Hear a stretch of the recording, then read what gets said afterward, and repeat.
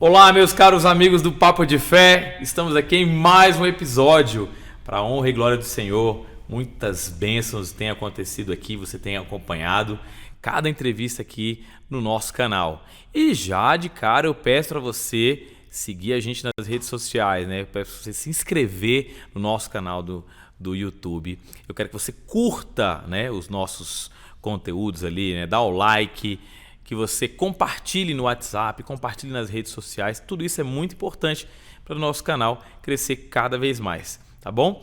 Hoje nós temos aqui, né, um grande encontro com pessoas que sabem mexer com juventude, que têm um espírito jovem. Eu falo espírito jovem que foi o que o meu amigo Paulo falou para mim quando eu estava aqui conversando. Hoje recebemos aqui Sérgio e Camila, tá certo? São um casal maravilhoso. E eu vou deixar ele se apresentar porque eu não tenho que ficar falando da vida dos outros, não. Boa noite, boa tarde, bom dia, né, para quem nos assiste aí. Como é que vocês estão? Tudo na paz, 100%. Aqui também tá tudo bem. Não, graças a Deus, né? Então, assim, acho que é a primeira vez aqui no nosso podcast que a gente recebe um casal. Então, assim, isso por si só já é uma coisa muito bacana, né? Porque já recebemos padres, o pessoal de pastorais diversas, né? Mas um casal é muito simbólico pra gente, né? E um casal jovem, né? Um casal jovem que a gente vê aqui, né? Na flor da idade. Vocês podem revelar a idade de vocês ou isso é tabu? Posso, tenho 30 anos. 32. Não, um casal jovem. Tá bom, né? Tá bom. Não, eu tô vendo aqui que vocês são do EJOC, é isso mesmo? Mas vocês fazem o EJOC ou vocês fazem o EJOC assim, participam ali como juventude ou vocês organizam? Como é que é isso? Acho que a história da gente tem altos e baixos, né, de caminhada. E o EJOC foi um reencontro, né, que a gente teve. E eu falo tanto de tudo, ou assim, pessoal pra mim, como casal, familiar. Então acho que a gente se encontrou em muitos aspectos no EJOC. Então acho que a gente tá usando aqui hoje a camisa por conta desse símbolo, né, esse momento que foi bem importante pra gente. Não, então assim, tem muitos anos, Camila, que vocês estão caminhando no EJOC? No EJOC vai fazer 5 anos. 5 anos, né? Então o nosso primeiro encontro que a gente trabalhou, a Lulu tinha 3 meses. E ela tá com 4 anos, vai fazer 5 anos agora em janeiro, né? Então, assim... Uns 4 anos, 4 para 5 anos. Tempo, né? Eu não sei se eu falo, se eu passo essa vergonha, mas eu fiz em 90... em 99, caramba, 99 eu fiz o EJOC na escola. Na escola eu tive a oportunidade de fazer o EJOC. O pessoal da Paróquia Perpétuo Socorro foi lá, fez legal esse que ainda encontro. Tinha, né? Assim, na minha época, pelo menos, algum pouco tempo depois de você, eu já não tive esse contato na escola com essa, né, com essa eu achei questão. muito interessante que o encontro foi, assim, chamaram, né, nas salas de aula e aqueles que quiseram participar no final de semana ficaram para participar do encontro no domingo. Então foi uma experiência de vida muito bacana, né? Eu lembro na época eu tinha 17 para 18 anos, então foi uma experiência muito legal, eu nunca esqueci. E assim, na minha cabeça, o EJOC era uma coisa que tinha em todas as paróquias. É isso mesmo ou não? Não, né? Não, aqui em Brasília a gente tem na Perpétuo Socorro, é vinculado à Perpétuo Socorro, o nosso EJOC. E a gente sabe que tem um EJOC na Ceilândia, mas a gente não tem conhecimento em qual paróquia e qual é a forma de vinculação. E eles fizeram também fizeram uma tentativa na Dom Bosco, na Asa Sul. Teve um encontro lá, se eu não me engano, mas não ficou, né, o EJOC. Então, a estrutura é muito boa. A gente fica torcendo, né, para que vá para outras paróquias, mas que a gente tem conhecimento aqui em Brasília é lá, que é vinculado com a própria paróquia, e também na Ceilândia, que eu confesso que eu não me lembro qual a paróquia que tem o movimento. Mas que também não são interligados. Então, assim, a gente pode dizer, por exemplo, que o EJOC é um movimento da Paróquia Perpétuo Socorro, né? Pode dizer assim, né? Pela tradição, desde a época que as pessoas fazem, que eles trabalham, né? É porque, na verdade, o EJOC surgiu dos filhos dos casais que fazem o SCC. Ah, não sabia. Essa informação é nova para mim, assim, eu não tinha essa informação. Isso. Ou seja, os casais faziam ali o encontro, né, de casais com Cristo e... Aí veio o encontro de jovens com Cristo. É porque tem toda a peculiaridade do encontro de casais, né? Isso, E quem faz, assim, eu não fiz ainda o encontro de casais, a gente tá amadurecendo ainda. Eu tenho para mim, eu falo com a minha esposa, né? Que o encontro de casais é uma coisa pra você fazer quando estiver bem, assim, já maduro no casamento, né? Assim, eu não sei se eu posso falar. Aí, assim, ela fala, não, isso não tem nada a ver, já podia ter feito e tal. Eu falei, não, eu quero fazer o encontro de casais quando eu tiver 25 anos de casado. Né? Quando já, sei lá, estiver fraco na fé, aí faz o SCC. Ou não, né? Assim, espero não estar fraco na fé, espero, né? Mas assim, eu tenho isso assim comigo, é meu, né? Pode ser que isso se quebre ano que vem eu faça, né? Mas a Camila falou assim, eu não sei se eu falo, né? Pode falar, Camila, fica à vontade. O podcast aqui é pra revelar verdades. É porque o SCC tem mais casais mais velhos mesmo. Eu e o Sérgio, a gente fez o SCC e a gente não se identificou. Por conta disso, a gente gostou, mas a identificação com a juventude não tem ainda dentro do SCC. Então é uma coisa assim que a gente encontrou mesmo servindo como casal no EJOC. Porque tem a mistura, né? Tem os casais e tem os jovens. Então a gente fica ali todo mundo meio que em casa. Certo. Não, pois é. Então a minha tese, por enquanto, tá valendo, né? Mas o Sérgio não concorda muito comigo, não. Ele gosta do SCC. Eu gostei demais. Assim, a gente troca muita ideia, muita experiência, né? Então a gente não tem, assim... acho que a Camila tem uma relação com juventude, assim. Ela é apaixonada. Então acho que tem um pouco dessa... Que a gente estava conversando antes de começar sobre vocação, né? Sim. Eu acho que tem um pouco disso de quem é a Camila. Então, no SCC é mais casal, o pessoal mais velho mesmo, é outro momento também, mas foi bem importante, assim, você vê histórias de casais, pessoas lá que estão caminhando há 40 anos, casadas, e você vê que a história de filhos, você vê que todo mundo passa pelas tribulações, né, então foi bem legal. Mas é bem diferente do contexto. É o seguinte, eu vou aproveitar que hoje tem um casal aqui que a gente está entrevistando, que é uma coisa nova pro podcast Papo de Fé, e eu vou perguntar aqui porque as pessoas que estão discernindo vocação, né, que já estão namorando há algum tempo, né, ou que estão pensando em namorar e tá olhando, né, o crush, né, que o pessoal utiliza hoje esse termo, né, tá ali paquerando, ainda não tá. Então acho que todo mundo que está assistindo o podcast quer saber como é que começou essa história de amor aí, né, que frutificou aí no casamento. Vocês podem compartilhar com os nossos espectadores aqui. Acho que o pessoal está curioso para saber, né? Onde foi, como foi, quem teve a iniciativa. Aqui aconteceu aqui mesmo, na Samambaia. No 412, ele é primo de um amigo, de uma grande amiga minha. E aí eu ficava de olho nele, né? E ele era da 8ª, né? Ele era da 8ª série e eu da 6ª. A gente bem precoce. Vocês eram muito novos. E eu apaixonada por ele, sabe? Aquela menina boba apaixonada. E ficava querendo ir pra casa da minha amiga pra poder ver ele. E ele nem aí pra mim. Não queria saber de mim, porque eu era muito nova e ele já queria saber... Pirralha, né? Pirralha. Já queria saber... Sexta série você tinha o quê? 12? Já queria saber das meninas do 14. Das do 12 não servia, não. Isso, do ensino médio. 14, né? Quem conhece a Samambaia, o 14 é do ensino médio, né? Isso. E ele tava no 8º ano. Isso. E não é atrevido, nem xerido, né?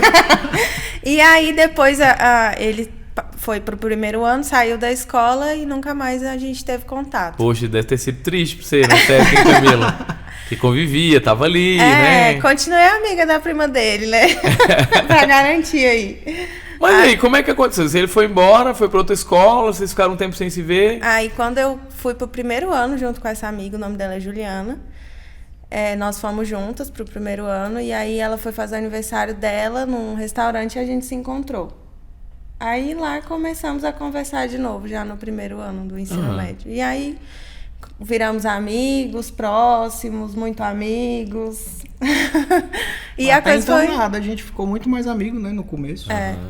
E aí depois a gente começou, tinha amigos em comum, Murilo, por exemplo, que é um amigo que a gente tem em comum, que hoje é o você já conhece da Samambaia, né? De longa data. Uma pessoa maravilhosa. E ele é o padrinho da nossa filha, Ana Lu. Então, a gente tinha relações de amizades e foi, assim, crescendo a amizade primeiro.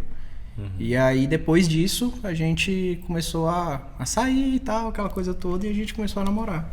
Mas isso já alguns anos depois, né? Muitos anos que a gente foi começar a namorar, já tava no final da faculdade. Mas a paixão continuava, Camila, ainda? Ainda sentia aquele mesmo fervor que você tinha quando tava na 6ª série? Não, ou tinha passado? Mudou. Ela não quis nem saber de mim um período. Foi? Aí eu fui atrás, Aí ele teve que ralar. Entendi. Então, quando a Camila queria, você não queria. Aí depois você queria a Camila... Isso. Aí até um belo dia que a gente resolveu namorar e foi. Eu mandei pra ela, falei, vamos namorar ela? Não sei nem mais como é que namora. Eu falei, eu também não. E aí começou a história de vocês. Uma história bacana, uma história bem adolescente, né? Bem... eu costumo dizer assim, em palestras, né, que existem 2 tipos de amor, assim, né? Eu acho que aquele amor, primeiro amor, né? Que você conhece a pessoa muito jovem, né? A primeira paixão. Isso tem uma força tão grande, porque isso aí é levado até a morte, assim, porque é muito forte, né? E existe também um amor da experiência, de pessoas que já talvez até sofreram, né? Desilusões amorosas, que descobriram que não era a pessoa que queria e depois acabam encontrando uma pessoa que se encaixa dentro daquela realidade, né? Mas eu sou fã do amor primeiro amor. Esse amor assim que, sabe, encontrou na escola, tem a paixão e aí segue assim. Conheço vários casais que são assim e são muito felizes assim, né? Dá pra ver, dá pra perceber em vocês, dá pra ver que transborda isso, né? Então, desse namoro, naturalmente frutificou no casamento. Isso, foi um início bem conturbado. Conta pra gente. Bastante conturbado. Na época em que a gente começou a namorar, eu coordenava um grupo jovem na QNL, na Cristo Redentor. E o nosso namoro foi ficando bem sério, e eu acabei perdendo a virgindade com o Sérgio antes do casamento. E isso me levou a recuar aí na minha coordenação, a pedir um tempo, porque eu já não sabia mais. Não sabia mais. Como eu falei na época, eu já não vivia mais aquilo que eu pregava. Então eu já pedi a liberação do padre, ele me acompanhou. E eu saí da coordenação e a gente continuou o namoro. Para mim era tudo muito novo, muito especial, aquela coisa de namoro e paixão e amor. E eu acabei deixando boa parte do meu namoro, a minha fé, de lado. Tanto eu quanto o Sérgio.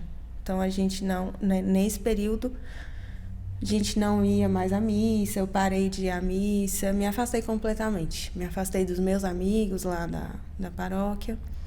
E aí até que eu engravidei. Engravidei antes de casar.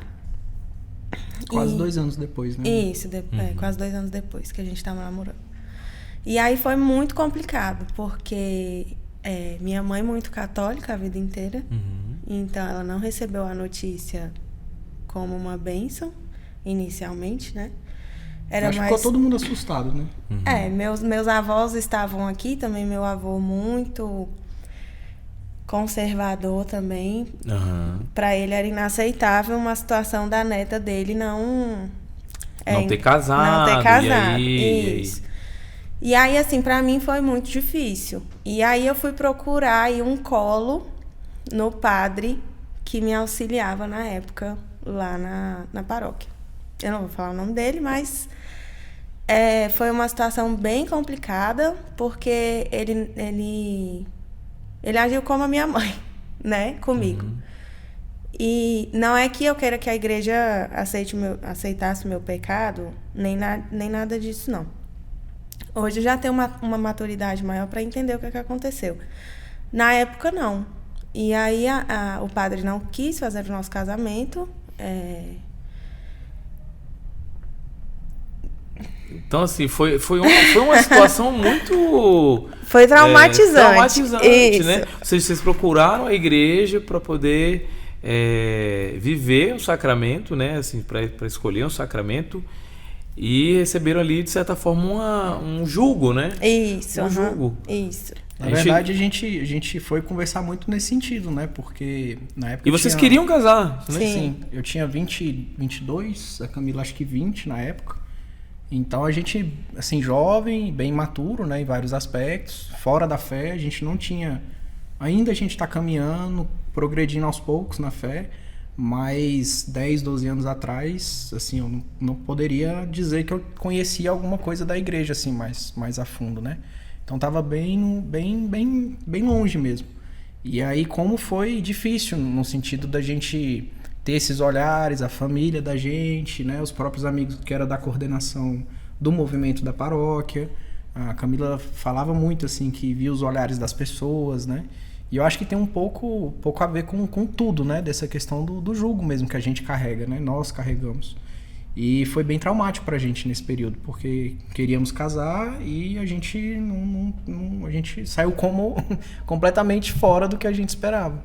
Então a gente se afastou nesse período, tocamos a nossa vida e aí algum tempo depois tem um primo que é um pouco mais velho do que eu e ele tem um filho mais ou menos da idade do Arthur, do nosso filho mais velho, que tem 8 anos. E ele ligou pra gente e falou, Sérgio, queria falar com vocês. A gente achou que era aniversário, que ia dar um convite e tal. E a gente, vamos lá ver o que vai acontecer, né? Acho que deve ser aniversário do Matheus. Então, vamos lá trocar uma ideia rapidinho. Chegamos lá e ele fez o convite pra gente participar do SCC, né? Então, a gente ficou meio assim... E vocês não eram casados? Não eram casados, era um encontro de casais não casados lá, entendeu? Encontro de casais não Mas casados. Lá o padre aceita que lá na QNL... Na época, eu não sei ainda. Ele aceitava que casais não casados fizessem o SCC. Aí você fazia o SCC para depois providenciar o sacramento, entendeu? E eu estava grávida da Ana Lu. Então, na época, a gente não pôde... a gente não se sentiu acolhido e também não foi atrás em outra paróquia, né? Então, a gente meio que... vamos se afastar, porque não sei o quê. Ficamos com raiva, os dois. E aí, a Camila grávida, a gente não se casou lá. Mas nesse período a Camila engravidou da Ana Lu e aí a gente casou na mesma paróquia que era o padre antes e ela casou grávida da Ana Lu. E já não era mais o mesmo padre. Não era o mesmo pároco.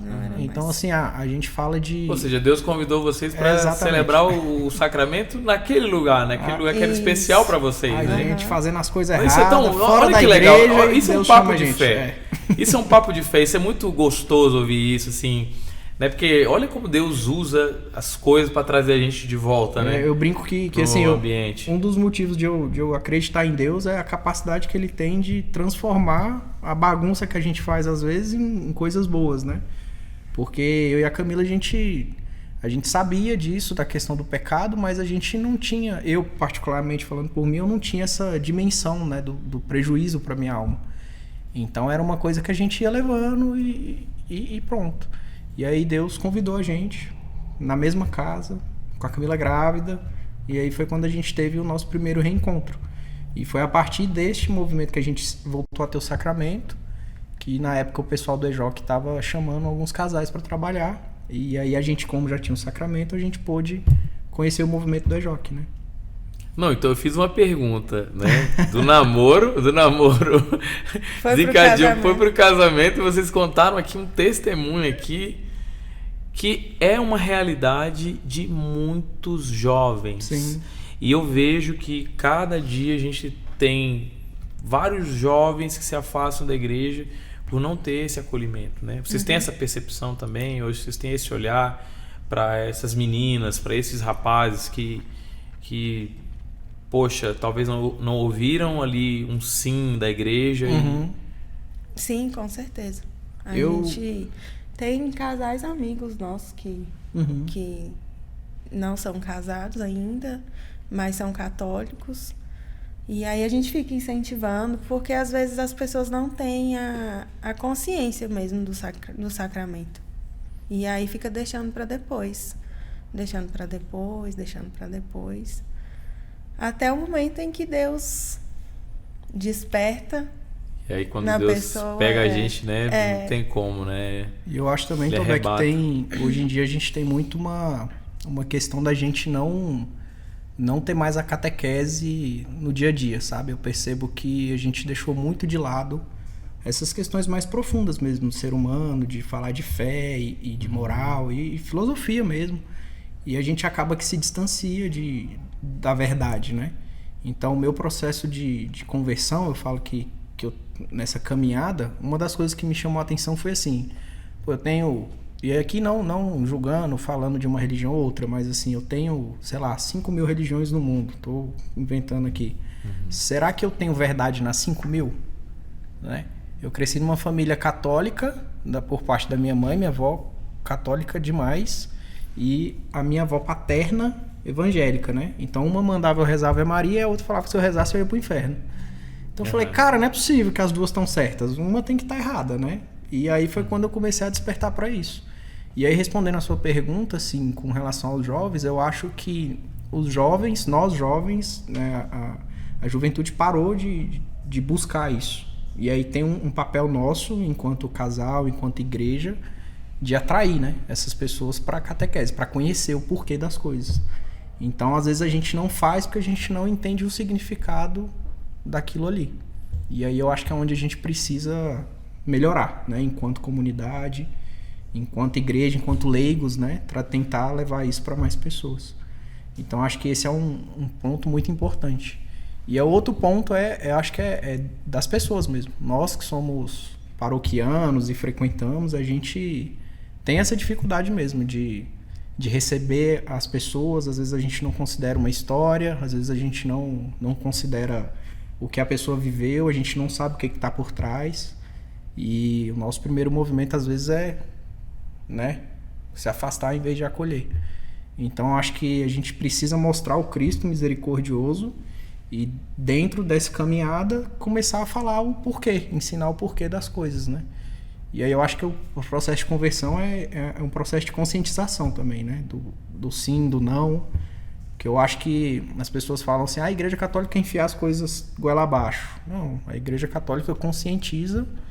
E quem decide ser católico decide por livre vontade, né? Então, acho que foi um fator determinante, assim. Perguntar onde está a verdade. Eu sou muito fã desses movimentos assim que acolhem, né? O EJOC nitidamente é isso, porque, como eu falei, nos anos 90 ainda no final dos anos 90 fiz o EJOC. E tinha esse espírito de acolhida, né, das pessoas, né, música, né, muita dança, muita coisa ali para atrair o jovem, né, e o jovem vem e é aquela coisa muito epidérmica, né, abraço, beija e chora e tá ali. E o jovem é isso, o jovem é muito epidérmico, né, ele precisa desse contato físico, desse abraço, de alguém falar assim, tamo junto, né. E eu acho que a igreja precisa transmitir isso, né. Então, receber alguém aqui que tem essa missão aí do EJOC, como vocês, olha, esse podcast de hoje vai ter um gostinho muito especial para muitos jovens que estão assistindo esse programa aqui. Muitos jovens que estão aqui hoje assistindo esse programa e que estão buscando, assim, sabe, esse abraço, esse carinho, essa coisa fraterna. De vez em quando eu vou dar palestra na escola, né? Palestra para falar de paz, Enem, e aí eu sempre brinco no meio de uma palestra ali e falo assim, ó, olha pro seu colega aí e fala para ele, Jesus te ama. Que é uma coisa que a gente via em grupo jovem, grupo de oração, renovação carismática, todo mundo, né? Sem jeito, né? Meio sem jeito. Olha pro colega e fala assim, Jesus te ama. E eu também. E depois é uma bobagem isso, mas quantas pessoas não saíram de casa esperando que alguém olhasse nos olhos, né? Desse um abraço. E o EJOC é isso, eu sinto isso, né? Vocês têm uma grande responsabilidade, né? Tem uma média de encontros anuais, como é que é isso? Explica para quem está assistindo assim. É 1, é 2, é 10, é 15? Como é que funciona essa logística do EJOC lá da paróquia? São 2 encontros do EJOQinho, que são de jovens de 18 a 25. E 2 encontros do EJOCão, que são de 26 a 34 anos. E aí são 2 no início do ano e 2 no final. Esse final de semana que passou foi o EJOCão. E aí o próximo, o EJOQinho, vai ser no último final de semana de outubro. Aí normalmente são 60 vagas para as meninas e 60 para os rapazes, né? São 120 pessoas que participam desse final de semana do encontro, né? em cada semestre. E são jovens da paróquia ou são jovens de outras paróquias diversas? Eles selecionam pela localidade da residência, né? Isso. E aí tem um processo lá de seleção para as pessoas poderem participar. Faz a inscrição e aí tem no Instagram do EJOC, eles passam as informações direitinho, né? Mas é por região, conforme o local da paróquia. Então, quem está assistindo o nosso podcast aqui de Brasília, vai ter. Quando vai ser o próximo encontro?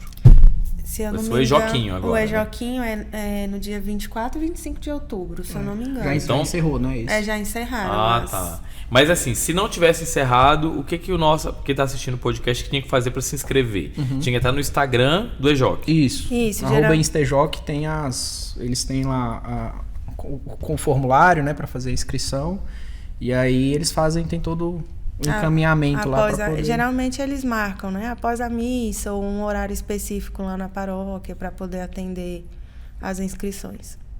Entendi. Aí as pessoas se inscrevem e podem participar. Então, não precisa ser da Paróquia Perpétuo Socorro. Não. Pode ser qualquer jovem de Brasília. Então, qualquer jovem que está assistindo nosso podcast, sentiu tocado no coração, falou, eu quero fazer esse EJOC, eu quero saber como é que é. Aí vai lá, faz a inscrição e aguarda a seleção. Isso. O bacana é que assim, é meio que um chamado, né? Então, isso tem muita gente não quer ir, acaba indo e sai de lá. Todo encontro é uma história. De gente que... história. Que não queria ir e o pai insistiu bastante para ir, foi contrariado e chegou lá, viu a sua vida mudar. E chegou lá, teve a oportunidade de ter um encontro pessoal com Jesus. Então, assim, é muita história, a gente vê muita coisa acontecendo. Ou às vezes também a gente é uma percepção que eu tenho de que a gente os jovens têm muitas opções para várias coisas, né? Mas você não tem jovens, e eu falo também de adultos, ou amigos que querem santidade. Então, assim, às vezes a gente não sabe onde encontrar isso, né? E para nós é uma surpresa e também o que ajuda muito na caminhada, né? É você olhar para uma pessoa que tem a tua idade, que tem mais ou menos que veio do mesmo lugar que você e tá buscando isso. Porque às vezes você tem alguma coisa mexendo e você não sabe direito o que é que tá te incomodando, de onde que vem a angústia, o porquê da angústia. E aí você tem a oportunidade de conhecer essas pessoas, né, nesse lugar. Então é um lugar onde as pessoas vão para fazer isso. E que a gente aprende também. E que a gente aprende, né? Então, não é porque a gente é casal lá no EJOC que só a gente que ensina, não. A gente aprende bastante com jovens bem mais novos que a gente, que não tem metade da experiência que a gente tem, mas que a fé transborda. Então faz toda a diferença. Agora eu queria entrar num tema, porque a gente sempre entrevista os convidados um pouquinho antes, né? E me chamou muita atenção um testemunho que vocês têm de vida, né? E eu acho que quem está assistindo a gente aqui, acho que é preciso ouvir esse testemunho, né? Vocês têm uma filha, né? Isso. É a Ana Lu. Né? Conta pra gente um pouquinho dessa história. A gente tem o Arthur de 8 anos, a Lulu de 4 anos e o Augusto que tá vindo agora pra janeiro, né? Os 3 de janeiro. E a nossa história tem relação muito forte com a EJOC, no sentido de que essa situação que aconteceu, né? A gente chama do nosso milagre, foi no EJOC. Então a gente estava trabalhando há uns 3 anos atrás. 3 anos. A Ana Lu tinha 1 ano e 6 meses, mais ou menos. 1 ano e 7 meses. E a gente trabalhava numa equipe onde a gente se reunia bastante para poder fazer os ensaios e tal. A gente coordenava isso. Eu não vou contar os detalhes. A gente não pode falar os nomes, né? Porque tem que ser surpresa para os jovens que não fizeram ainda. E a gente se reunia bastante, assim, para poder fazer as coisas acontecerem, né? E aí, nesse caminho, a Ana Lu pegou uma pneumonia bacteriana muito forte. E assim, a infecção dela subiu de um dia pro outro de uma forma muito, muito absurda.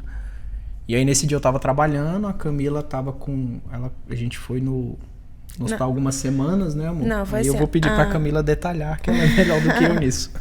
A gente tinha feito um momento de oração no domingo e com esses jovens, né? E durante essa oração, nas minhas orações, assim, enquanto acontecia, me via muito a imagem dos meus filhos. Assim, eu tentava rezar por outras coisas e me vinha a imagem deles, né? No momento eu não estava entendendo o que era, mas já era Deus preparando ali meu coração para o que iria acontecer. E aí eu estava bem insistente, eu falei assim, vou rezar, então vou passar esse tempo que eu estou aqui rezando pelos meninos. E aí a reunião acabou, nós fomos para casa, no dia seguinte o Arthur adoeceu. Na segunda-feira, né? Nós levamos ele pro médico, é virose. Voltamos para casa. Na terça-feira o Arthur já estava melhor, a Ana Lu adoeceu. Fomos no hospital. Como o irmão também já teve o quadro, é virose também. Então é só remédio para febre, muita água e observar. Isso na terça. Quando foi na quarta-feira à noite, a febre muito alta, uma febre que não abaixava nem com a gente intercalando medicação. Voltamos para o hospital. Fomos atendidos, tá muito cedo ainda para colher exame de sangue, porque só tem 2 dias de febre, provavelmente uma virose. Voltamos para casa. Na quinta-feira estava tendo reunião da nossa equipe do EJOC, e aí nós morávamos na frente da casa da minha mãe, e minha mãe e o Murilo estavam com a Ana Lu enquanto a gente estava na reunião. Terminou a reunião, o Murilo olha para mim e falou assim, Mila, ela não deu mais febre, mas é melhor a gente ir no hospital, porque ela não tá bem. Eu falei, não, vamos no hospital de novo. Acabou a reunião, a gente foi no hospital. Chegou lá no hospício na quinta. Chegou no hospital, eu pedi pro médico para fazer o exame de sangue, porque ela já não estava mais dando febre. Mas mesmo assim, ela não estava normal. Agoniada, chorando. Aí o médico, olha mãe, nem se fosse minha filha eu furaria, você vai furar a sua filha à toa. Porque ela está bem, já tem um espaço grande sem febre. Isso é só o cansaço da virose. Pode ir para casa, descansar, tá tudo bem. Voltamos para casa. Sabe quando você conhece sua filha, você fala assim... Não tá certo. Sexta-feira de manhã, aí passou a madrugada, eu tinha falado pro Sérgio, amor, se a Ana Lu der mais uma febre, eu vou pro hospital, eu só saio de lá se alguém fizer um exame nela, de sangue, pra gente saber o que tá acontecendo. Aí, um pouquinho antes do Sérgio ir trabalhar, ela deu febre. Aí, sabe quando você comemora que deu febre? Uhum. Porque pelo menos você ia ter um motivo para falar assim, agora por que não vai fazer o exame? Aí a gente foi para o hospital. Chegou lá no hospital, era outro médico que não tinha atendido ainda a gente. E atendeu a gente já de início, falou assim, olha, eu ouvi um barulhinho aqui no pulmão, eu acho que é pneumonia. Aí a gente já ficou assim, assustado. Vamos fazer um raio-x e um exame de sangue. Tá, fizemos o raio-x e tinha que esperar a febre abaixar para poder colher o sangue. E aí a gente saiu do raio-x já... 10 minutos que a gente saiu do raio-x, o pessoal no hospital procurando a gente. Vocês que são os pais da Ana Lu, ela é a Ana Lu, a médica está atrás de vocês. Uai, como assim? A médica está atrás da gente. Voltamos lá pro consultório. A gente chegou, a médica olhou para mim e pro Sérgio e falou assim, olha, eu vou internar a Ana Lu na UTI agora, ela corre risco de morte. Ela está com uma pneumonia, já está com um derrame no pulmão. E se a gente não... Se você deixasse para trazer... Ela falou assim, se você deixasse para trazer sua filha amanhã, talvez ela não estaria viva. Eu olhei para ela e falei assim, eu estou nesse hospital desde segunda-feira. Eu estou aqui. Como é que você olha para mim e fala que ela corre risco de morte? Aí a médica falou, mãe, eu não sei o que aconteceu. Eu sei o que a gente pode fazer agora. Aí essa médica parou tudo lá. Os enfermeiros, ela falou, ninguém atende mais ninguém enquanto essa criança não estiver na UTI tomando o antibiótico, porque tinha que fazer o exame de sangue antes de iniciar o antibiótico para saber qual é a bactéria que estava atacando o pulmãozinho da Ana Lu. E aí, aquela coisa, né, aquilo tudo acontecendo, a gente sem saber direito como reagir, até que nós fomos para a UTI e aí começou a nossa luta. Isso foi na sexta-feira. Aí o médico já nos chamou, o da UTI, né? Já falou que ia iniciar o antibiótico, que antes dela melhorar, ela ia piorar bastante, que era assim mesmo. E que agora a gente tinha que esperar o remédio fazer efeito e ficar ali. E a gente foi atendido no hospital, no Anchieta, e lá tinha um quarto reservado para os pais, do lado da UTI. E lá na UTI, lá nesse quarto, tinha um quadro de Jesus Misericordioso lá. E aí eu ficava mais lá do que com a Ana Lu, porque eu não dava conta. Quem ficava mais com a Lulu, no período que ela estava assim, muito inchada, porque ela ficou bastante inchada. Eu não sei, né, assim, se por conta das medicações ela parou de fazer xixi, então aí que inchou bastante mesmo. Ela já não acordava mais, ficava... Até retenção de líquido. Isso, ficava dormindo já o tempo todo. E ali eu só sabia olhar para Jesus. Foi isso que aconteceu. E aí nesse período foi engraçado, assim, porque as coincidências, né? Igual a gente se casou na mesma igreja que a gente saiu na época. E lá dentro também do hospital a gente teve várias dessas coincidências, né? Que hoje a gente sabe que é Deus falando com a gente. Que vem nessa coisa sutil, né? Então muitas pessoas que atenderam a gente era do EJOC. Alguém que conhecia alguém que estava lá. E assim, a gente enfermeira, uma das enfermeiras. Uma das enfermeiras era de lá. Eu não tinha uma vivência muito de rezar terço nessa época. E nesse dia a Camila falou que a Ana Lu não estava fazendo mais xixi. Ela já ia fazer a cirurgia, né, para poder tirar, porque o pulmão estava cheio e ela precisava fazer colocar o dreno. Colocar o dreno. E mesmo com o dreno não tava baixando, né?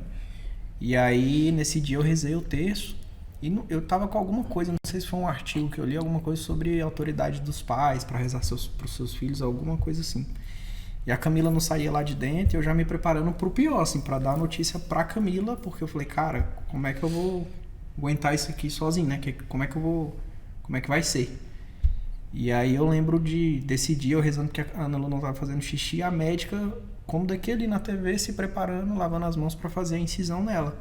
Então ela já tava com a veia furada aqui no pescoço, toda inchada, o dreno, aquele negócio todo, e ainda ia ter que fazer a incisão por conta do outro procedimento para poder fazer o xixi. E aí eu terminei de rezar o terço, a médica lavando, eu fiz o sinal da cruz nela. Quando eu tirei meu dedo da testa dela, ela começou a fazer xixi.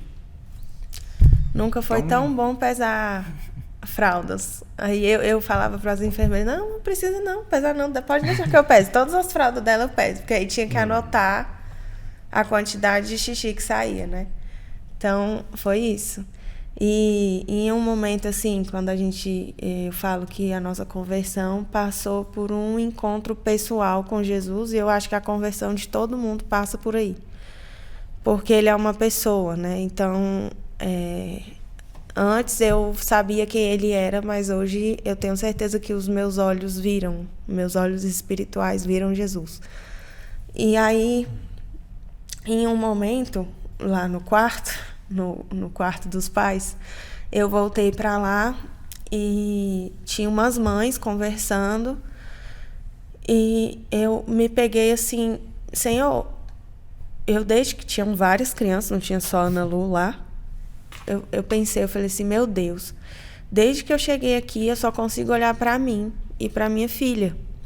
Até agora eu não pensei nessas crianças, nesses pais que às vezes estão aqui há mais tempo do que eu. Me ensina, Senhor, a deixar de olhar para mim e olhar para o meu próximo. E pensando isso, sentei de novo na frente do quadro e fiquei ali, e essas mães. Aí uma das mães chegou perto de mim, me perguntou o que estava acontecendo, eu perguntei para ela também, ela já estava lá há mais de 40 dias, se eu não me engano. Tinha passado o resguardo todo lá, com o neném dela na UTI, tinha um filho em casa, então ela tinha passado ali o período mais delicado da mulher, que é após o nascimento do bebê, na UTI, né? Se pra gente tava difícil, ainda tinha gente que tava pior, né? Isso. E aí essa mulher, ela olha pra mim, coloca a mão na minha perna e fala assim, vamos rezar pela sua filha? Em voz alta. Ela rezou pela Ana Lu. Contigo, né? Se eu que tô aqui, já tô emocionado, tu imagina... Naquele momento ali eu tinha certeza que era Jesus falando comigo. Você não pediu para eu te ensinar? Então, eu vou te ensinar. E aí ela rezou pela Ana Lu. E aí foi o começo aí do meu encontro pessoal com Jesus, do encontro pessoal que a nossa família teve. E com aí ele. Nesse tempo também... Teve uma coisa que a Camila falou que não saía mais da coordenação, né? Sim, porque lá naquele período de jovem eu larguei uma coordenação por conta do meu namoro e do meu pecado, né, amor? E era uma coisa que me magoava. Assim, era uma frustração minha eu ter saído da coordenação. E quando essa foi a primeira coordenação que eu peguei na JOC, foi nesse período. E aí eu falei pro Sérgio, falei pra ele, olha, amor, eu não sei como é que vai ser, porque a gente tinha que dar auxílio pros meninos quase que todos os dias. E a gente coordenava junto com 2 jovens, o Arco e a Isa, que são especiais demais pra gente. Eu mandei mensagem pra eles, eu falei assim, olha, a gente tá acontecendo tudo isso, não é a minha vontade sair da coordenação. Minha filha pode morrer, que eu não vou sair. Então, dessa vez eu não largo. E a não ser que as pessoas que estão acima de nós falem pra gente sair da coordenação. Ou que eu ou o Sérgio estivesse atrapalhando, mais atrapalhando do que ajudando. Mas se for assim, por uma vontade, não, eu não saio. E aí eu pedi a ajuda dos meninos e eles passaram esse período todo com a gente, o Arco e a Isa. E são bem mais novos que nós 2, né? E assim, teve uma coisa também que foi da série das coincidências, né? Nessa época a gente tinha uma devoção. Na verdade a gente conhecia o quadro Jesus Misericordioso. Eu tinha começado a ler o livro de Santa Faustina, né? Que tá aí atrás. Então, Santa Faustina que trouxe, né, esse quadro pra gente, o texto da misericórdia. E aí, nesse período, a gente não estava organizando datas para fazer os momentos de oração. A gente não tava... Quem estava à frente eram os meninos, né, o Arco e a Isa. E aí, nessas idas e vindas, a gente combinou um dia, o pessoal combinou para fazer um momento de oração. A Ana Lu já estava internada e tal. E aí, a Camila com o quadro de Jesus Misericordioso lá dentro do hospital. E a gente... recebeu a informação que teria um momento numa sexta-feira. E aí a casa cancelou a casa, procura a casa, quem pode ceder a casa, acharam uma casa. Quando a gente foi ver o endereço, na Avenida da Misericórdia. Da Vicente. Ali na Vicente. Chegamos no dia, era dia de Santa Faustina. E o texto que o pessoal escolheu para rezar, que foi outro grupo combinado, foi o texto da Misericórdia. Levaram uma cruz com um pano azul e vermelho. Então, assim... Então, toda a nossa equipe viveu essa devoção com Jesus Misericordioso. Não foi uma devoção que se apresentou somente para mim e para o Sérgio, mas para toda a equipe. Uma coisa que eu acabei de ter noção que eu não tinha também disso foi que na época minha mãe tinha umas velas de Pentecostes lá também, né? Que a gente não comentou. Foi nesse período também, né? Que você estava rezando. Foi antes deste momento? Foi depois, após a minha oração com a mãe. A Camila lá dentro do quadro. E aí minha mãe me ligou. Me mandou uma mensagem falando assim... Sérgio, a Ana Lu vai ficar bem. Olha a vela. E era aquela vela que tinha com o Padre Moacir, né? Que ele benzia as velas lá nos dias de Pentecostes. Ainda tem. E aí a vela, pra gente, claramente, o pavio da vela ficou um pulmão. E minha mãe ia ser emocionadíssima, né? Até porque tinha um tempo que ela não ia mais não estava mais frequentando. Mas as velas estavam lá e aí Deus falou com minha mãe, falou com a nossa família. E eu não sei se dá pra compartilhar a vela depois, mas... Eu vou verificar se tem como a gente colocar aqui nesse vídeo, né? Que você me mandou a foto. Tem como colocar no vídeo aqui a vela. Acho que eu vi a vela, eu fiquei assim, impactado. Fiquei impactado. Tem algumas coisas que são sobrenaturais, a gente não consegue explicar. Não consegue. E nesse mundo que a gente vive de tudo querer que a ciência comprove, né? A gente esquece que a ciência é uma graça dada por Deus, né? Então acho que é inverter a ordem, né? A gente caminhar com Deus e utilizar da ciência para chegar nesse Deus, né? E para nós foi assim, essa história, né, de dor que Deus transformou e renovou mesmo. Então, a devoção, que eu particularmente nunca entendi, a devoção, eu comecei a entender um pouquinho do que é a devoção a partir dessa experiência que a gente teve, né? Não, que incrível. E a Ana Lu ficou bem, passou assim esse período e ela já se recuperou? A gente ficou 21 dias no hospital. Em casa a gente ainda ficou tomando antibiótico, né, por um período, mas depois disso, saúde de leão. A médica falou que ela teria o pulmão reconstituído porque a bactéria comeu mesmo o pulmão dela. E o pulmão deveria crescer de novo. Então ela teria até os 8 anos para poder o pulmão ficar inteiro. Ela não fez nem 5 e o pulmão dela já está intacto. Então, assim, nem cicatriz, nada. Que bênção. Então, assim, não é... a ciência pode explicar a cura da pneumonia. Pode, mas assim, do jeito que foram as coisas, a gente sabe que foi um milagre. A gente sabe que a cura dela de não ter nada no pulmão mais não foi uma... Entendeu? Então, a gente não tem nem dúvidas, né? Da melhora, da forma como as coisas aconteceram. E aí a gente permaneceu na equipe mesmo, ela estando internada, a gente continuava revezando, ou eu ia, ou o Sérgio ia. E aí vivemos o encontro, e aí essa equipe... E aí vocês casaram depois de tudo isso que aconteceu? Não, nós já tínhamos nos casado antes. Vocês tinham casado antes, né? Grávida da Lulu. Grávida dela. Aí nessa época a Ana Lu tava com 1 ano e 7 meses, mais ou menos. 1 ano e 7 meses, exatamente. Não, entendi. Então vocês já estavam na coordenação, estavam trabalhando com tudo ali, isso, né? E como é que foi, assim, a coordenação, o pessoal segurou a onda durante o período lá e tal. Como é que foi para vocês o encontro? Depois de tudo isso que aconteceu, assim, vocês têm alguma memória desse encontro específico, assim... teve o próximo, o Ejoquinho, o Ejocão aí, não sei qual foi. Foi o Ejoquinho. O Ejoquinho, e vocês lá, depois de tudo isso que vocês passaram, foi muito especial esse? Foi muito especial. Foi tão especial que a nossa equipe se encontra até hoje para rezar o terço. Então, sexta-feira passada mesmo a gente não pôde ir, porque a gente estava na equipe de Nossa Senhora, numa reunião, mas os meninos estavam lá, juntos, rezando o terço. Então... Legal, né? Já tem mais de 3 anos e fiéis ali sempre. Eles viveram tudo, né, com a gente. Então, quando a gente recebeu a vela, que a gente compartilhou tudo, então foi muito forte, acho, para todo mundo, né, que tava na equipe na época. Não, gente, só bênção aqui, né? Esse momento aqui do podcast aqui, a gente... o pessoal fala baixa adrenalina, né? Mas não é, porque é uma história de conversão, né? É um papo de fé, realmente, né? Vocês já estão casados, então, há quantos anos? 8 anos. 8 anos vocês estão casados, né? E... aqui nos bastidores a gente falou que o Sérgio é ministro da Eucaristia, você também, Camila, ministro da Eucaristia também. Como é que foi esse encontro com algo tão sublime, né? Esse ministério, ele é muito específico, né? Ele é algo que é um chamado, eu acho que é um chamado muito, muito singelo, né?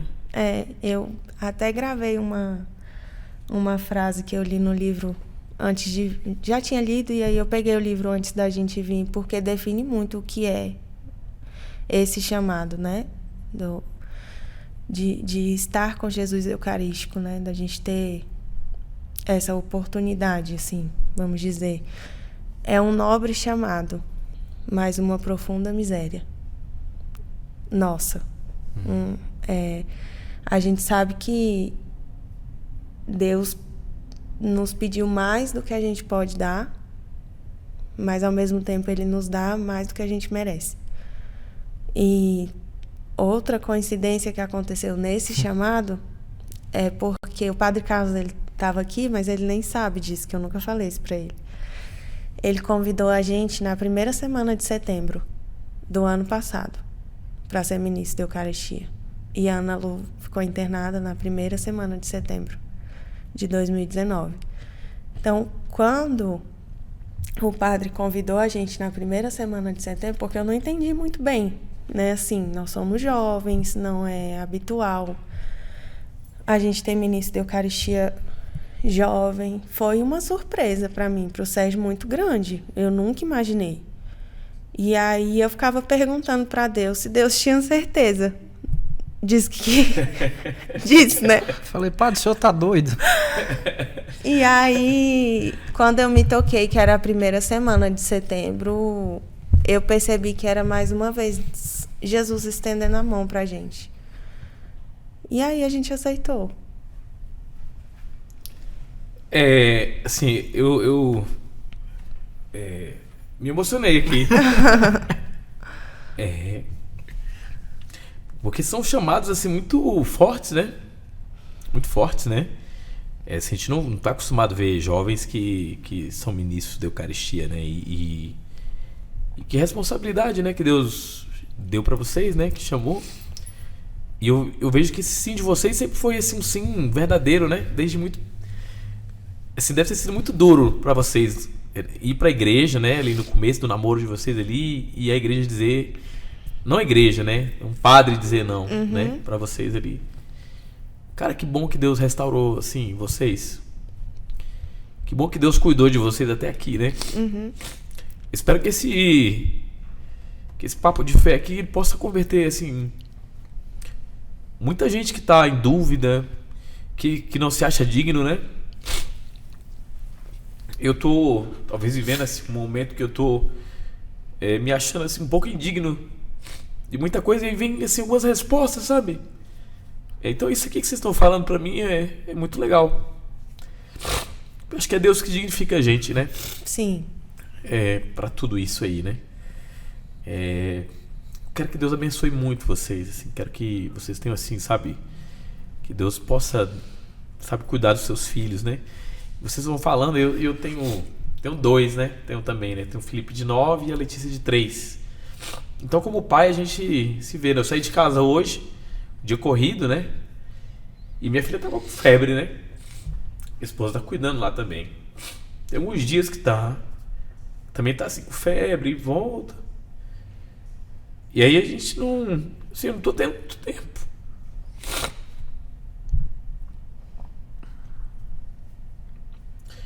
Assim, eu tô pedindo pra Deus pra Ele me dar o discernimento do que Ele quer pra minha vida. E assim, pedindo muita força pra minha esposa também, Então, assim, vocês virem aqui hoje pra mim foi muito legal.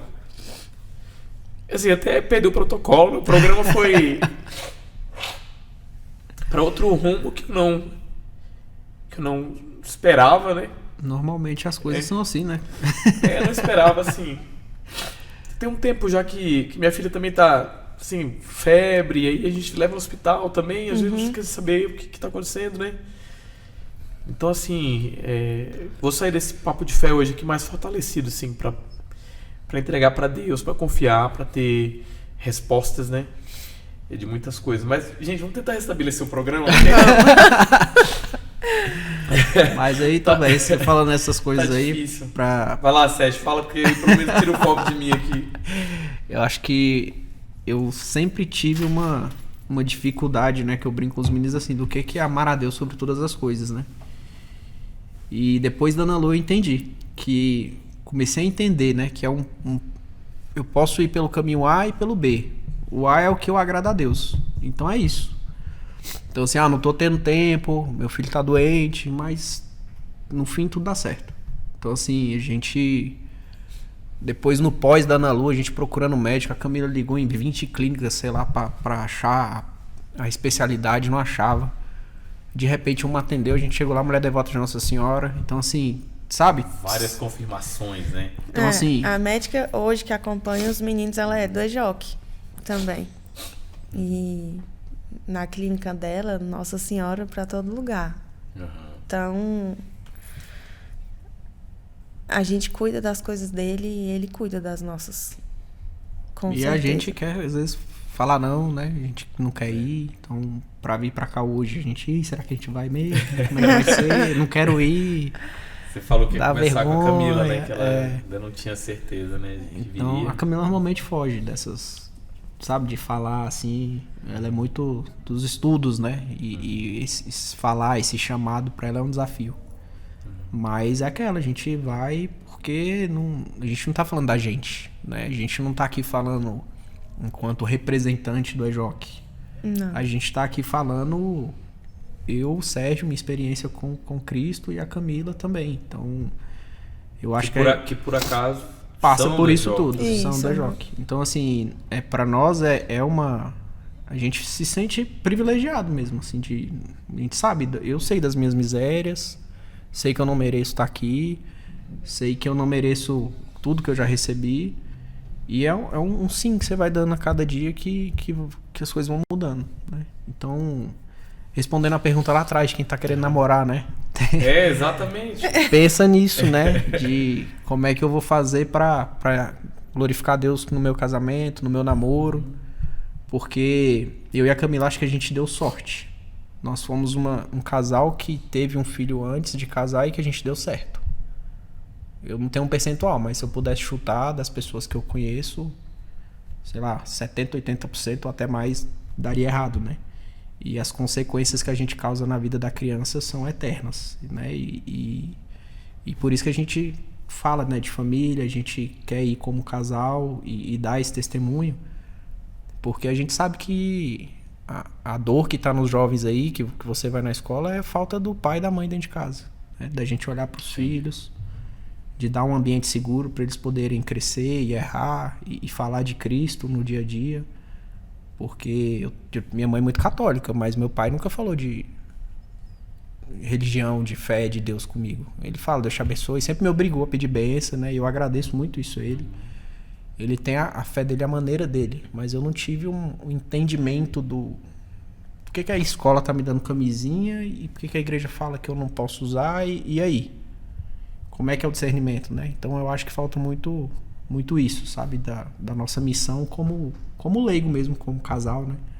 Acho que passa por isso. E o primeiro catequista dos filhos são os pais, né? E aí...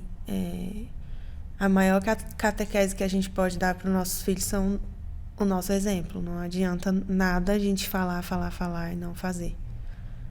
Porque a maior força que a gente tem está no exemplo que a gente dá. E as crianças absorvem, né? Comportamento puro, né? Elas imitam o comportamento da gente. Então não adianta eu falar uma coisa e fazer outra. E viver outra ali, né? E aí quando você vai escolher alguém para casar, eu acho que tem muito a ver isso, né? Eu não sei se... Eu antes tudo bem, eu não tinha... Eu ia pra igreja católica, mas eu não podia me considerar católico, né?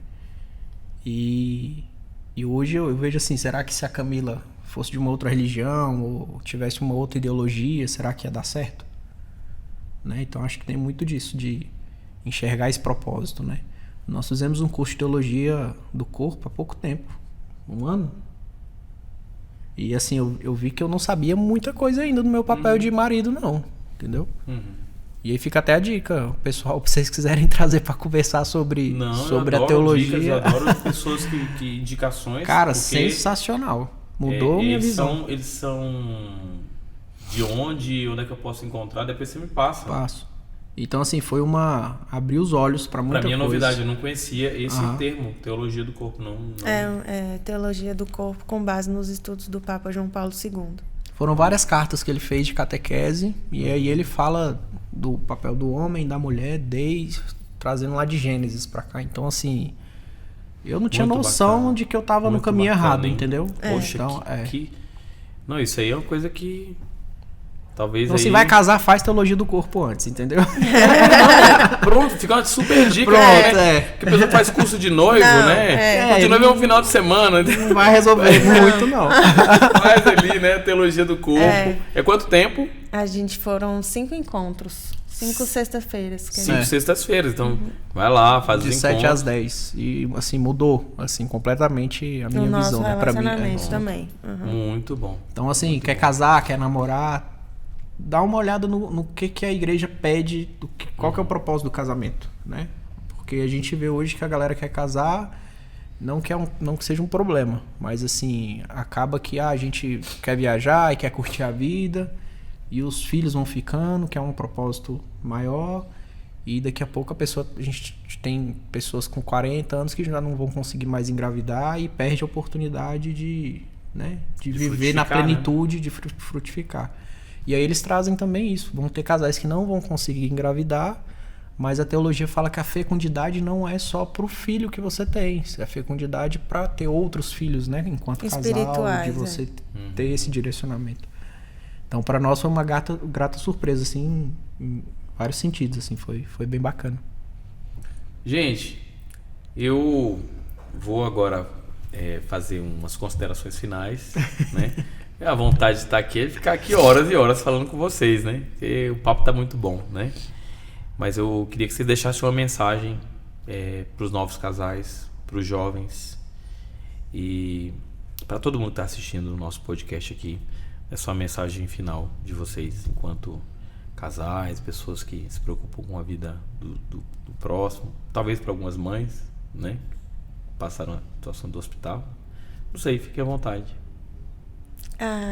A minha mensagem, eu falo para as outras pessoas, mas também serve para eu ouvir, é perseverar na fé. Continuar de mãos dadas com Jesus, independente da situação. Às vezes a gente não entende as coisas que a gente passa, às vezes a gente não entende os pedidos que Jesus faz para a nossa vida, porque nem sempre vai ser aquilo que a gente quer. Mas a vontade dele é boa, perfeita e agradável. Amém. Amém. Eu não vou falar mais nada. Vou engasgar aqui. Não, então, gente, que bênção receber vocês aqui. Que maravilha, que fecundo foi esse encontro aqui, né?